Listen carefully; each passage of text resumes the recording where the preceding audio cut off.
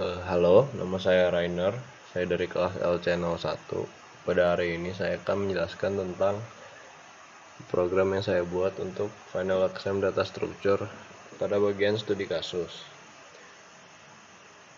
Pada studi kasus ini, kami diminta untuk membuat program perpustakaan, di mana perpustakaan tersebut menyimpan data buku dalam bentuk binary search tree. Berikut adalah ketentuan yang diberikan pada soal, yaitu isi dari struct buku minimal seperti ini. Dan pada program yang saya buat, saya membuat bentuk structnya dalam bentuk seperti ini dengan nama data yang isinya nomor, tajuk, dan judul. Kemudian kami diminta untuk membuat 4 menu yang isinya adalah input, search, borrow yaitu meminjam buku, return book yaitu mengembalikan buku. Sekarang saya akan menjelaskan tentang program yang sudah dibuat tersebut. Jadi ini adalah bagian dari deklarasi struct yang saya buat. Struct data itu untuk data buku, struct country itu saya buat untuk data peminjaman buku, struct node saya bikin untuk binary search tree dalam menyimpan buku di perpustakaan. Kemudian saya mendeklarasikan variabel perpustakaan dalam bentuk struct node yang isinya 0. Ini saya deklarasi di sini agar si perpustakaan ini bersifat global, jadi bisa digunakan atau dipanggil di fungsi manapun. Kemudian ini ada integer entry dan pinjam. Entry ini untuk menentukan nomor entry buku yang masuk secara otomatis. Jadi buku yang masuk akan mendapatkan nomor entry-nya sendiri tanpa harus input dari user. Kemudian pinjam juga adalah nomor pinjam pada saat akan meminjam buku. Kemudian kita masuk ke bagian functionnya. Di function ini yang pertama adalah fungsi untuk memasukkan data buku baru.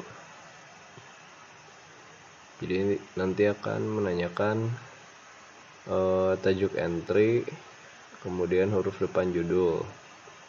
Nah, kemudian di bagian nomor entry sudah ditentukan oleh sistem, yaitu buku pertama yang masuk maka nomor entry-nya akan bertambah menjadi 1. Kemudian pada bagian judul buku saya bikin inputnya hanya berupa 1 huruf saja. Kemudian pada bagian fungsi insert ini adalah untuk memasukkan buku baru ke binary search tree tersebut. Jadi setelah memasukkan data bukunya, dimasukkan ke dalam binary search tree dengan fungsi seperti ini. Kemudian fungsi dengan minimal value yaitu untuk mencari minimal value pada binary search tree. Ini yang nantinya akan digunakan pada fungsi delete node. Fungsi delete node ini adalah fungsi yang digunakan untuk menghapus atau mengeluarkan buku dari binary search tree tersebut pada saat akan dipinjam. Kemudian ini adalah fungsi display in order untuk binary search tree-nya. Jadi nanti akan menampilkan data buku apa saja yang ada dalam perpustakaan. Kemudian ini fungsi search 1 saya gunakan untuk search berdasarkan nomor entry. Itu untuk menu nomor 2 yaitu search book. Saya memberikan 2 opsi, yaitu untuk search berdasarkan nomor entry dan search berdasarkan judul buku.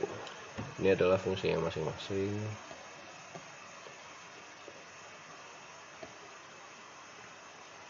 Kemudian ini fungsi search yang ketiga, ini nantinya akan digunakan untuk mencari buku yang sesuai pada saat akan meminjam buku. Jadi untuk menu nomor 3 ini saya gunakan menu NQ, yaitu NQ ini untuk memasukkan data peminjaman ke antrian peminjaman tersebut, atau data peminjaman buku. Jadi fungsi search ini akan digunakan pada bagian memasukkan si data buku tersebut. Jadi pada saat user masukkan judul buku, dia akan men-search data yang sesuai dengan judul tersebut pada binary search tree, kemudian dimasukkan ke data antrian peminjamannya. Kemudian setelah itu masuk ke fungsi delete note, yaitu fungsi yang tadi untuk menghilangkan data buku yang dipilih dari binary search tree perpustakaannya. Kemudian ini adalah fungsi DQ untuk menu nomor 4, itu untuk return book atau pengembalian buku. Jadi pada saat pengembalian buku, sebelumnya pada saat meminjam buku, kita akan mendapatkan nomor atau kode pinjam kita masing-masing, yaitu kode pinjam yang tadi sudah dideklarasi di bagian awal, itu yang ini. Jadi ketika orang pertama meminjam, dia akan mendapatkan kode pinjam 1. Nah, seperti ini. Sehingga jika kita ingin mengembalikan buku, tinggal masukkan saja kode pinjamnya dan dia akan masuk ke fungsi DQ ini, yang kemudian menanyakan tanggal pengembalian. Kemudian akan menampilkan jumlah buku yang dipinjam, lama peminjamannya, yang lama pinjaman ini dihitung dengan fungsi seperti ini, yaitu melihat tanggal awal peminjaman dan tanggal akhir peminjaman, kemudian akan mengkalkulasi lama peminjaman tersebut, kemudian akan ditotal dengan harga sewa per hari buku, yaitu 1000. Kemudian akan menampilkan total biayanya berapa, dan akan memasukkan kembali si data buku yang sudah dikembalikan ke dalam binary search tree, itu pada bagian ini. Nah, jadi dia akan masuk kembali ke dalam binary search tree perpustakaan. Nah, ini void display untuk menampilkan daftar peminjaman bukunya di menu 4 ini. Jadi kalau ingin mengembalikan buku, bisa terlihat daftar peminjaman buku yang sudah ada. Nah, ini pada belum, ini pada program hari, yaitu untuk menghitung hari yang tadi. Jadi kita memasukkan tanggal awal peminjaman atau akhir peminjaman, kemudian akan dihitung berapa total hari dari tanggal tersebut dalam 1 tahun. Jadi program peminjaman ini cuma bisa kalau tanggal peminjaman dan pengembaliannya itu hanya dalam tahun yang sama, tidak bisa tahun yang beda.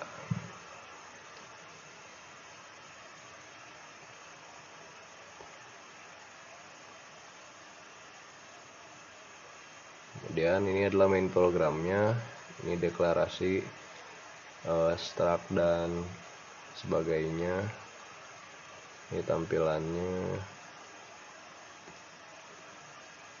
dan fungsi-fungsinya yang digunakan sampai dia akhirnya exit pada saat optionnya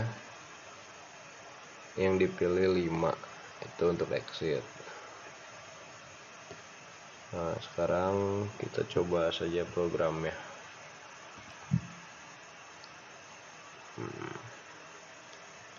Jadi untuk buka program, tampilan awalnya seperti ini.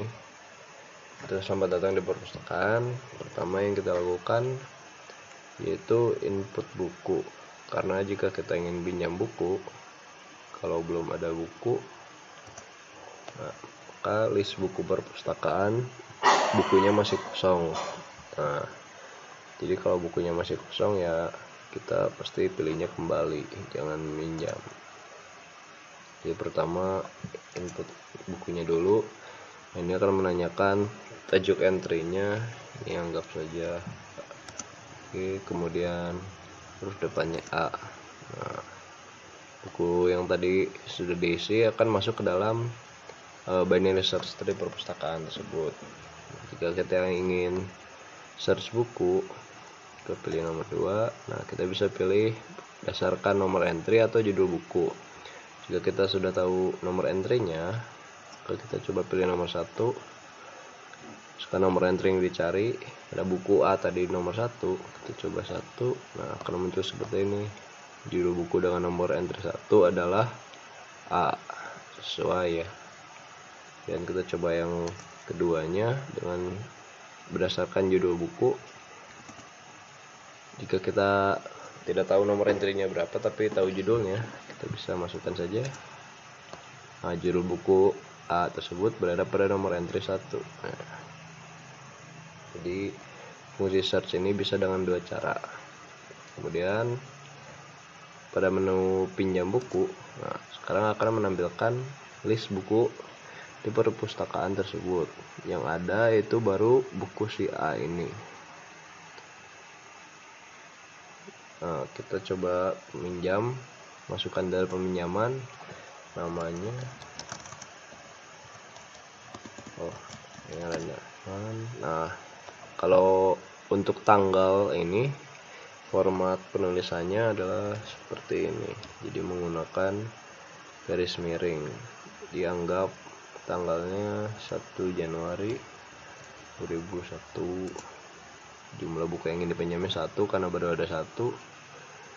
Judul buku ke-1 itu kita coba karena kita sudah tahu kan buku yang tersedia apa. Nah, kan muncul nomor buku yang dipinjam, yaitu nomor entry yang ke-1, judul bukunya yang A, dan dia memberikan pesan berhasil meminjam dan memberikan kode pinjaman kita jika ingin mengembalikan buku. Jadi kode pinjaman kita adalah 1. Sekarang jika kita ingin melihat list bukunya lagi di pinjam buku, nah, maka list buku tersebut akan kosong karena sedang dipinjam oleh si yang kode pinjamnya 1. Nah, kembali. Jika kita ingin mengembalikan, pilih nomor 4. Akan terlihat daftar peminjam bukunya siapa, yaitu kemudian jumlah bukunya berapa sama tanggal pinjamnya berapa. Kita ingin selesaikan peminjamannya, tinggal masukin kode peminjamannya yaitu 1. Tanggal pengembaliannya misalnya 1 hari setelah itu 01 2001. Nah, berarti cuma beda 1 hari. Dia akan menghitung berapa total harinya.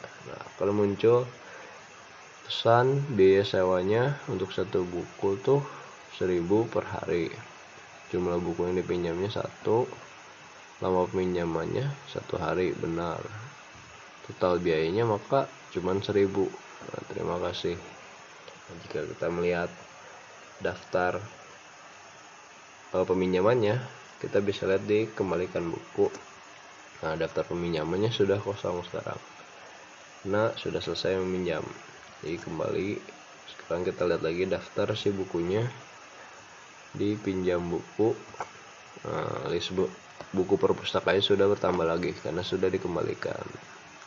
Dan nomor entry-nya tetap 1 karena nomor entry ini sudah menjadi identitas buku tersebut. Sekarang jika kita ingin minjam buku lebih dari 1, contoh kita input buku 1 lagi, ini dengan nama judulnya B, kemudian kita pinjam buku 2, data pinjaman tanggalnya seperti tadi, jumlah bukunya 2. Nah, dia akan menanyakan judul buku pertamanya apa, berikan konfirmasi, dan judul buku keduanya apa, berikan konfirmasi, dan berhasil meminjam. Kode pinjam yang didapatkan yaitu 2.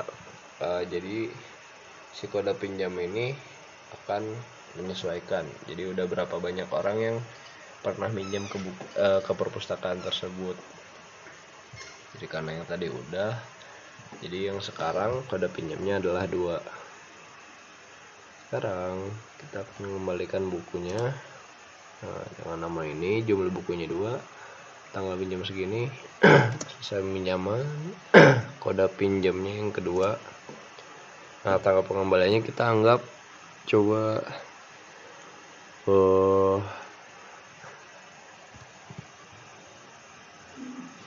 beberapa bulan ya, misalnya 9 1. Nah, tahunnya ini tapi harus sama.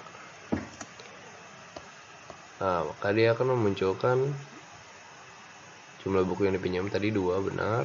Lama pinjamannya terhitung dari 1 Januari ke 1 September, ini totalnya 243 hari. Maka total biayanya yaitu jumlah buku yang dipinjam dikali lama peminjamannya dikali Rp1.000, jadi 486.000 total biaya sewanya. Dan lihat lagi, sudah kosong. Kita balik lagi ke list buku. Nah, bukunya sudah balik lagi ke sini. Begitu. Sekarang jika ingin exit, bisa. Nah, jadi program tersebut menurut saya sudah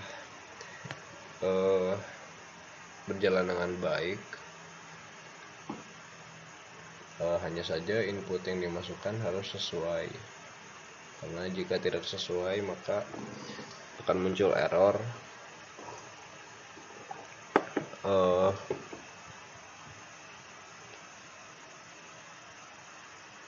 Seperti misalnya bagian tanggal, jika inputnya tidak seperti itu maka akan jadi error.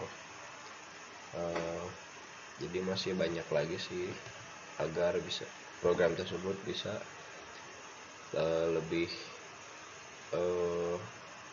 sempurna lagi kan. Tapi satu masalah yang didapatkan yaitu pada saat input buku, pada saat akan memasukkan tajuk entry-nya, misalnya ABC, kemudian judul. Nah, pada saat melihat list buku, si tajuk ini malah menambahkan judulnya juga ke tajuk. Nah, ini saya masih bingung kenapa bisa terjadi. Tapi secara keseluruhan sudah benar, hanya saja pada bagian input string ini saya masih bingung. Karena input output string di C ini sangat kompleks.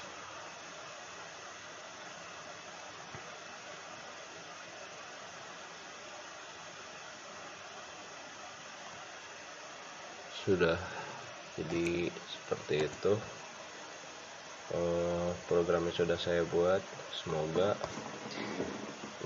sesuai dengan semua kriteria yang ada pada soal dan bisa mendapatkan nilai yang bagus. Terima kasih.